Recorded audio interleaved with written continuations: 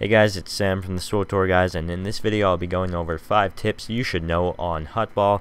And you can also subscribe to my YouTube channel. We do weekly shows, as you can see on the video right now, but we are going to get started here, so please enjoy the rest of the video. The first tip in this 5-tip video will be pass the ball. You would think that would be an obvious tip, but you'd be surprised how much people don't know how to do this. So just remember, if you're going to die, just pass the ball to your nearest teammate.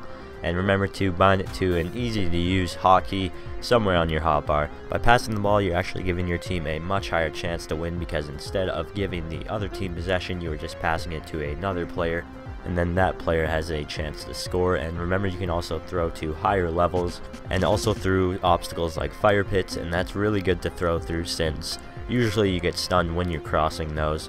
So if most of your team follows that tip, you're definitely increasing your chances of winning. But we are going to move on to tip number 2, which is defend and attack the ball carrier. Obviously, if your team has the ball, you defend the carrier, and if the other team has the ball, you attack.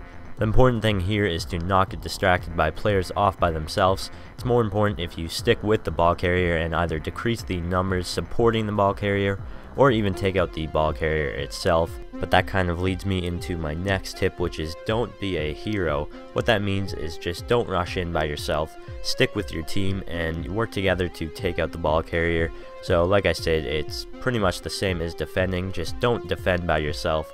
Try and stick with your teammates. And it's also a good idea to use communication. Even if you're not playing with anyone you know, you could always just communicate over the ops channel, because a team who is communicating will usually win against a team who is not communicating. But moving right along here, the 4th tip is don't give enemies possession of the ball, which pretty much means if you are cornered and no one to pass to, just throw the ball away or either go stealth, because that will reset the ball, because having a neutral ball gives your teammates a chance to retain possession of the ball instead of just giving it directly to the enemies.